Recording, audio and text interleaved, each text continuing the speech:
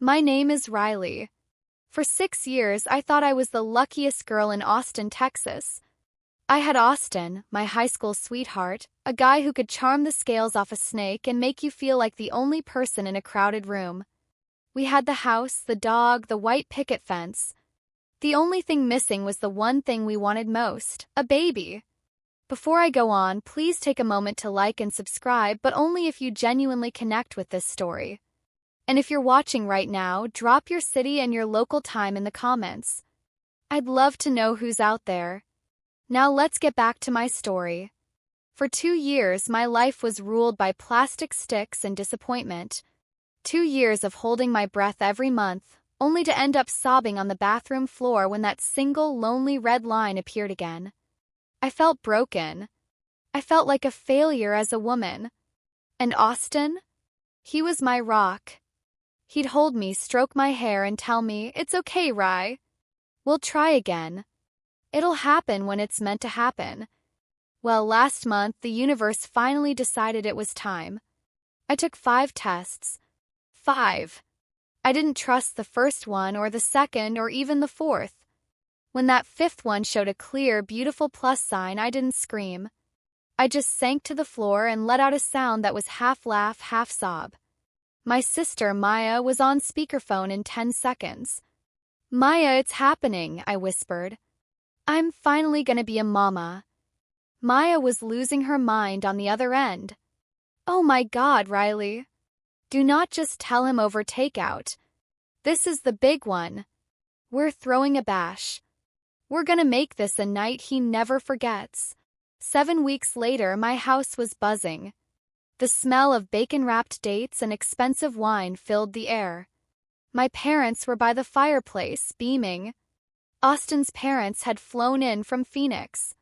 His younger brother, Tyler, had been a total gem, showing up 3 hours early to help me move furniture and set up the gift table for what I hoped would be a shower later on. I watched Austin from the kitchen.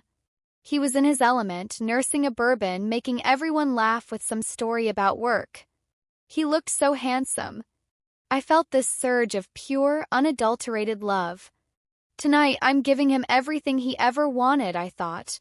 I grabbed a spoon, tapped it against my glass, and the room went dead silent. 40 faces, everyone who mattered to us, turned my way. Austin stepped over, sliding his arm around my waist. He gave me that "What's up, babe?" look, totally clueless. "I just wanted to thank y'all for coming," I said, my voice hitching.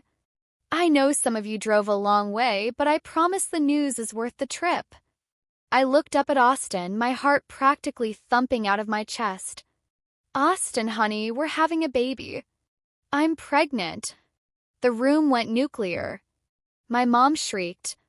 My dad started clapping so hard I thought he'd break a bone. Maya was jumping like she'd won the Powerball. I turned to Austin, waiting for him to sweep me off my feet. Instead, his arm fell away like I was made of lead. His face didn't just go pale, it went gray. Like a corpse. "Austin." I reached for him, my smile faltering. "Babe, aren't you happy? We did it." That's when it happened. He didn't say a word. He just swung. The slap was so fast and so hard that I didn't even see it coming. I hit the floor, my hips slamming into the gift table, sending boxes and glass flying everywhere. My vision went white. My cheek felt like someone had pressed a glowing branding iron against my skin. The music kept playing for a few beats before Maya killed it. The silence that followed was heavy, suffocating. I looked up from the floor and I didn't see my husband. I saw a stranger with bulging veins and a mouth twisted into a snarl. "You cheating trash," he roared. His voice was a physical weight. "You really had the nerve to stand there and try to pin some other guy's mistake on me?" I couldn't breathe. "Austin, what are you talking about? I would never." He laughed, and it was the coldest sound I've ever heard. "Stop the act, Riley. You can't be pregnant with my kid. I had a vasectomy 4 years ago, right before the wedding. I'm sterile. I've been sterile our whole marriage." The words felt like a second slap, harder than the first. A vasectomy. 4 years ago. For 2 years he watched me cry. He watched me track my cycle like a scientist. He watched me blame my own body, apologizing to him for failing him, while he sat there knowing it was physically impossible. He let me live in a lie for 700 days. So, who is it? He stepped over me, looming like a mountain. Who you been seeing behind my back? Is it someone from the office? Is it one of your guy friends from college? The room was a graveyard. My mother was shaking, her hands over her mouth. My father looked paralyzed with shock. And then Tyler, Austin's own brother, was kneeling next to me. He put his hands on my shoulders, shielding me. What the hell is wrong with you, Austin? Tyler yelled, his voice cracking. You just hit your pregnant wife. Look at her. Austin started pacing like a caged wolf. Look at her? No, look at you. 2 years I let her make me feel like I was the one with the problem. And all this time she's been out there giving it away to whoever would take it. He turned to the crowd, arms wide. Get out. All of you. Get out of my house. The house emptied out like it was on fire. No one said goodbye. They just grabbed their coats, eyes glued to the floor, and scurried out. My parents were the last to go. My dad hugged me so tight I could barely breathe. I'll kill him, Rye. You just say the word, he whispered. But I stayed. I was in total shock. I still thought this was some horrific nightmare I'd wake up from. Austin, I said, my voice tiny. Please. I haven't been with anyone. I don't know how this is possible, but it's yours. It has to be. He didn't even look at me. I'm done listening to your fairy tales, Riley. We're doing a paternity test tomorrow. And when it comes back showing you're a liar, I'm taking everything. The next 7 days were a slow-motion car crash. Austin moved into the guest room. He'd leave at 6 a.m. and wouldn't come back until midnight. We were ghosts in the same hallway. But the worst part wasn't the silence in the house, it was the noise on my phone. Texts from his side of the family started on day 2. His mom said she always knew I was a snake. His sister called me disgusting. Cousin even sent a picture of me on the floor after the slap with a caption about karma. I sat in the dark, reading those messages, feeling the life in my stomach and wondering if I was going crazy. I knew I hadn't cheated. I hadn't even looked at another man in 6 years. But science doesn't lie, right? If he had a vasectomy, then how? The only person who didn't treat me like radioactive waste was Tyler. On day 4, he showed up with a bag of greasy burgers and a milkshake.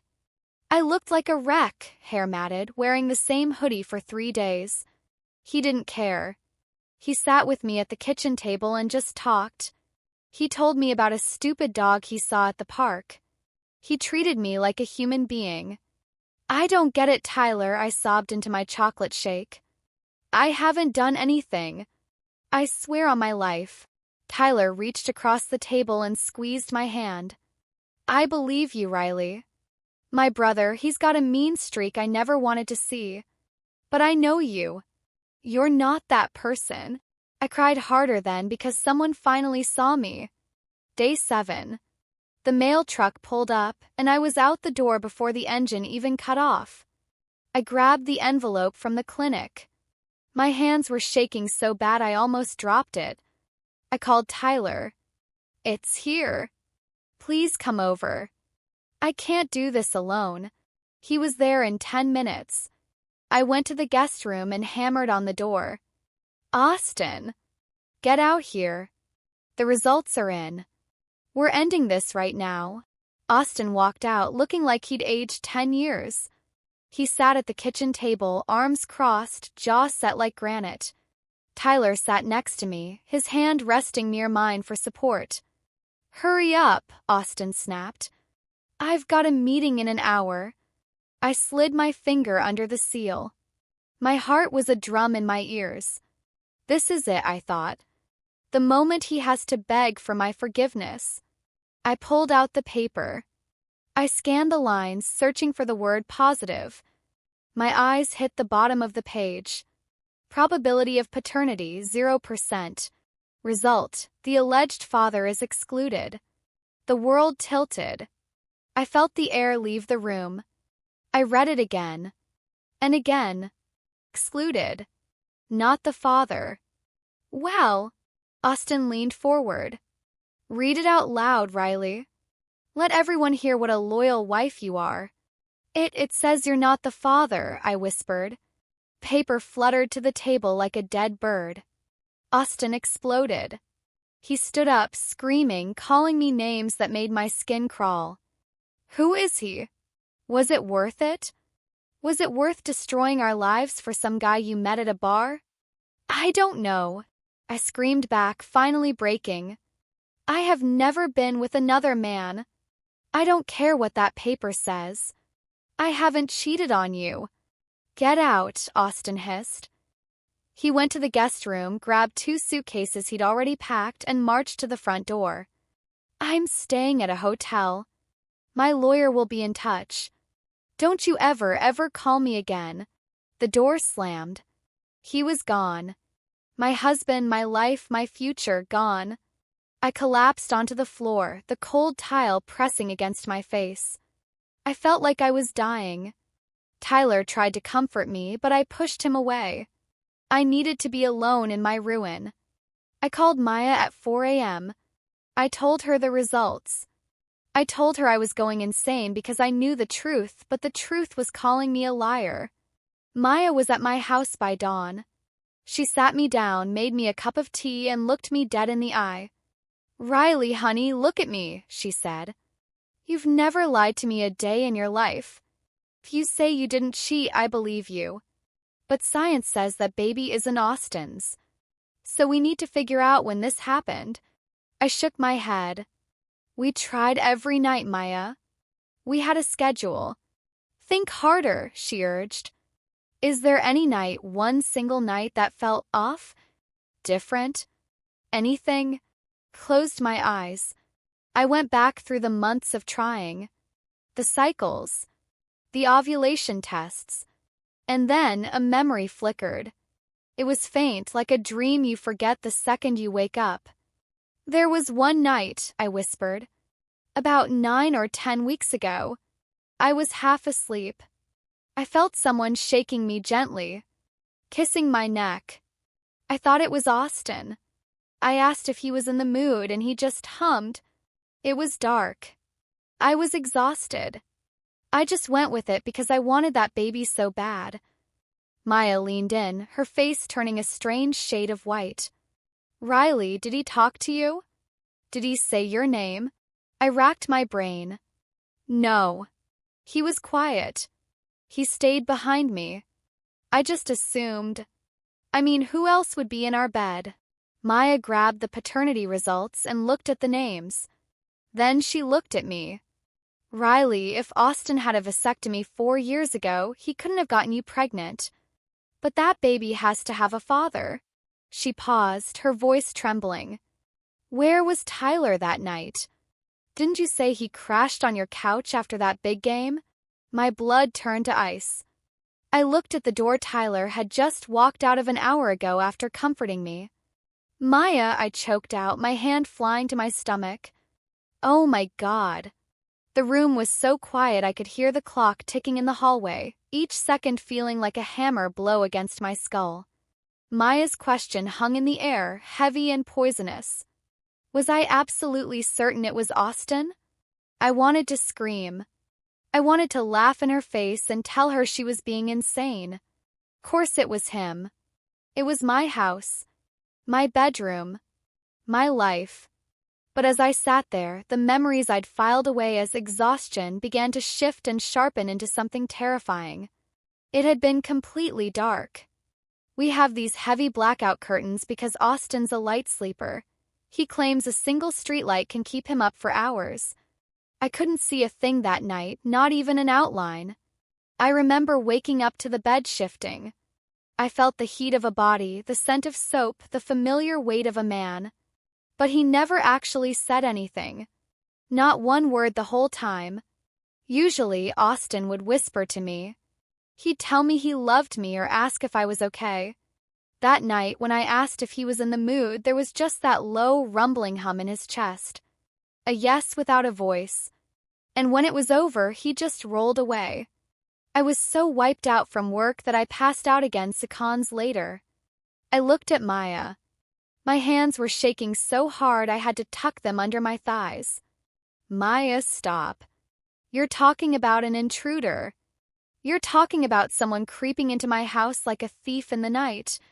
Riley, she said, her voice dropping to a whisper. Who has a key? The answer hit me like a physical blow to the stomach. The only person with a spare key was Tyler. Austin had given it to him 2 years ago when we went to the coast for a week so he could water the plants and check the mail. We'd never asked for it back because, well, he was family. He was the good brother. Suddenly, the last 2 weeks played back in my head like a horror movie. Tyler showing up with burgers. Tyler sitting just a little too close on the couch. Tyler touching my knee while I cried, telling me that maybe Austin didn't deserve me anyway. I thought he was being a rock. I thought he was the only one who believed in my innocence. But he didn't believe in it. He knew it. I stood up so fast my chair screeched and toppled over. I felt like the walls were sweating. I have to find Austin, I choked out. He has to know.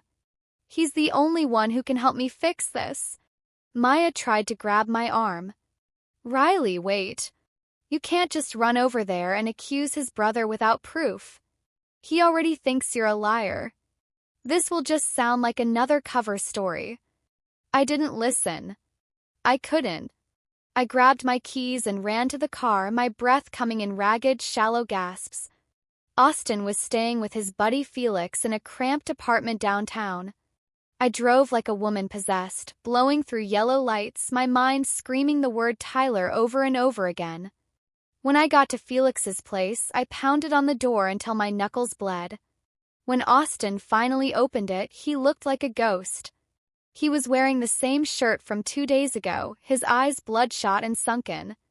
Go away, Riley, he said, his voice flat. I'm done. The lawyers are already drafting the papers.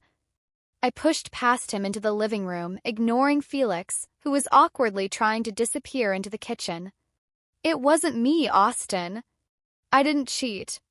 I never touched another man. But someone was in our bed. I told him. I laid it all out, the darkness, the silence, the hum, the spare key.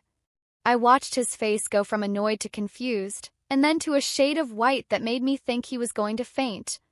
The anger didn't leave him, but it pivoted, turned away from me and focused on the space behind me. Tyler, Austin whispered. The name sounded like he was spitting out broken glass. I gave him that key. He was at the house that night for the game. He said he was leaving at midnight. He never left, Austin, I sobbed. Or he came back. He knew your routine. He knew about the curtains. He knew everything. Austin didn't say another word.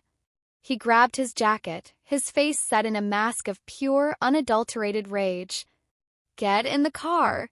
We drove to Tyler's apartment in a silence so thick I felt like I was drowning. Austin's knuckles were white on the steering wheel, his jaw clenched so tight the muscles were jumping under his skin. I was terrified. I was terrified of what was true, and I was terrified of what Austin might do. We didn't buzz in. Austin waited for a neighbor to walk out and caught the door. We flew up the stairs to the 4th floor. Austin didn't knock, he kicked the door. The lock clicked and Tyler opened it. He wasn't surprised. He didn't look shocked or confused. He stood there in a clean t-shirt, looking calm, almost peaceful. Like he'd been waiting for us to finish the puzzle. Hey, Tyler said, his voice casual. Austin didn't give him a chance to breathe. He grabbed Tyler by the throat and slammed him back into the entryway. Tell me the truth, you sick freak. Tell me what you did to my wife. Tyler didn't fight back. He didn't even raise his hands to defend himself. He just looked past Austin, his eyes locking onto mine with an intensity that made my skin crawl. It wasn't guilt in his eyes. It was possession. It was hunger. "Riley," he said softly. Hearing my name in his mouth made me want to scrub my skin with steel wool. "I've been waiting so long for you to finally understand." Austin roared and shoved him harder against the wall. "Talk. Now." Tyler let out a small, chilling laugh. "You want to know? Fine. I'll tell you. But you should probably sit down, Austin. This isn't the kind of story you want to hear standing up." He started talking, and with every word, the world got darker. He told us how he'd been tracking my ovulation for months, how he'd listened to me talk at family dinners about how much I wanted a baby, how I'd cry about my broken body. "I couldn't stand seeing you so sad, Riley," Tyler said, his voice turning tender in a way that was absolutely nauseating. "And then I found out about Austin's little secret, the vasectomy. I realized the universe was giving me a sign.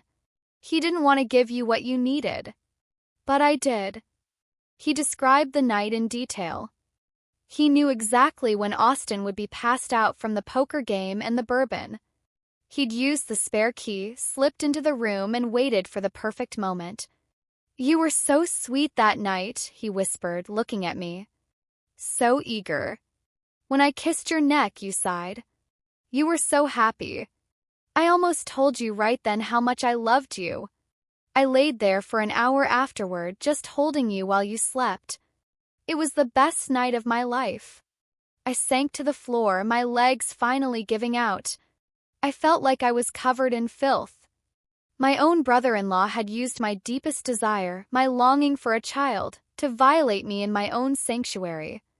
"You sick piece of garbage," Austin spat. He pulled back his fist and buried it in Tyler's face. Tyler's head snapped back, blood spraying across the wall, but he didn't stop smiling. "Hit me again," Tyler slurred, spitting blood onto the carpet. "It doesn't change anything. That baby she's carrying? That's mine. That's my blood. You can hate me, you can kill me, but you'll never be able to undo that. For one night, she was mine. And she chose me, even if she didn't know it." Austin went feral. He threw himself onto Tyler, punching him over and over. "You don't get to say her name. You don't get to look at her." I sat on the floor, watching my husband beat his brother into a bloody pulp, and all I could think was that it didn't matter. The vindication I'd wanted, the proof that I wasn't a cheater, felt like ashes in my mouth. I wasn't a cheater. I was a victim of something so calculated and cruel I couldn't even wrap my head around it. We called the police. They took Tyler away in handcuffs, and even as they shoved him into the back of the cruiser, he was looking at me through the window, smiling that horrible, calm smile. But the nightmare didn't end with the arrest. The legal system is a cold, heartless machine. Because Tyler had a key, because there was no forced entry, and because I hadn't said no in the moment, the prosecutor told us it was a nightmare to prove. Tyler's lawyer called it a misunderstanding between consenting adults. In the end, he took a plea deal for a minor trespassing charge and a fine. No jail time. He walked free while I stayed trapped in the body he had invaded. Austin and I tried to fix it. We really did. We went to therapy 3 times a week. He cried, he apologized for the slap.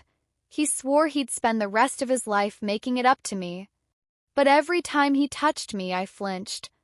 Every time I looked at him, I saw the man who had called me a whore in front of 40 people before even asking for my side of the story. I saw the man who had let his family tear me apart for a week while he sat in silence. The trust wasn't just cracked, it was pulverized. I filed for divorce 6 weeks later. Austin didn't fight me. I think deep down he knew that the version of us that existed before that party was dead. 2 weeks after the papers were signed, the stress finally broke my body. I woke up in the middle of the night with a pain so sharp it felt like a knife. Maya drove me to the ER, but we already knew. The blood told the story before the doctor even walked into the room. I lost the baby.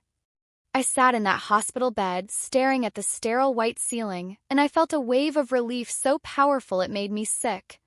I hated myself for it. That baby was innocent. It didn't ask for any of this.